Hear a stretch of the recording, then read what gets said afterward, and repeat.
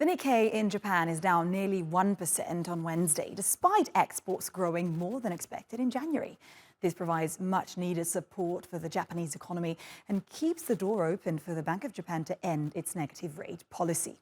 Exports rose 11.9% in January year on year, beating forecast. But at the same time, imports declined for a 10th consecutive month, sliding 9.6%. And that was also spurred by slides in the prices of coal and natural gas. Japan business sentiment also soured, with confidence tumbling to -1 in February. That's compared with the previous month's reading of 6. That's the first negative reading since last April. The data comes less than a week after Japan slid into a technical recession and also lost its spot as the third largest global economy to Germany. For more on this now, let's bring in Naeem Aslam. He is Chief Investment Officer at Zay Capital Markets. Naeem, great to have you with us on the show. So does this mean that Asia as a whole is weakening? And if yes, what sort of consequences will there be for Western economies? Sure, thanks for having me. Look, I think for us that the major thing is that the economic data, especially the Japanese Tankan survey, which declined massively, is certainly a concern. Now, this is also a massive headache for the BOJ as well, which is absolutely trying its best to come out of its negative interest rate territory, which you correctly pointed out earlier.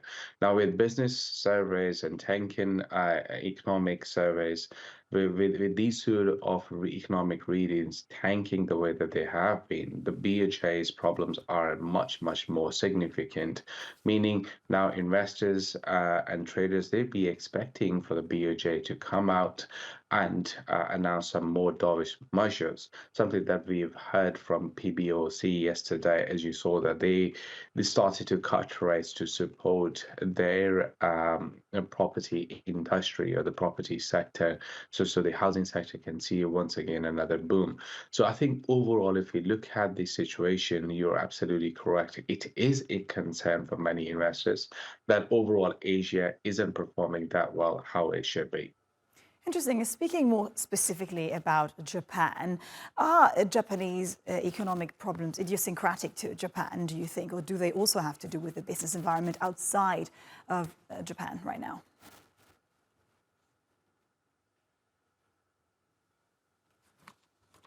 We seem to have lost that connection. So for now, let's move on and speak about another sector of the economy, the defense sector. Turkey's indigenous fighter jet Khan has made its maiden flight. Khan is expected to provide the Turkish military with next-generation capabilities. It is expected to fly with a Turkish engine in 2028 and further expand the country's domestic defense sector. And now let's take a quick look at some of the other top stories from around the world. Europe has reduced its gas demand by 20% since the beginning of the war in Ukraine, primarily driven by Germany, Italy and the UK. The Institute for Energy, Economics and Financial Analysis said that Europe's gas consumption fell to its slowest level in a decade last year as countries scale up efficiency measures and renewables deployment. Demand for natural gas is expected to peak in 2025.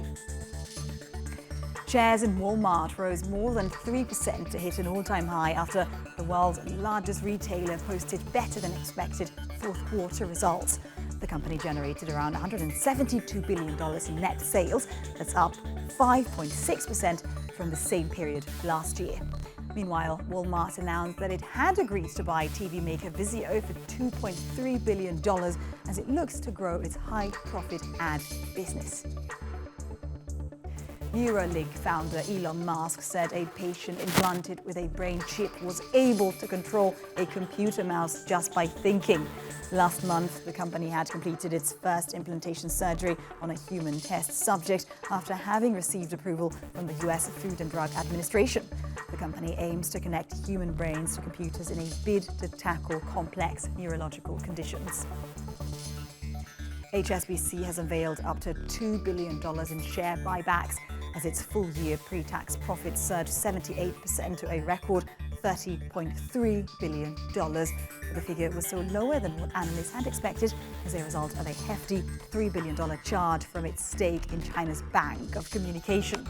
The biggest European bank also said it remains cautious for the loan growth outlook in the first half of 2024.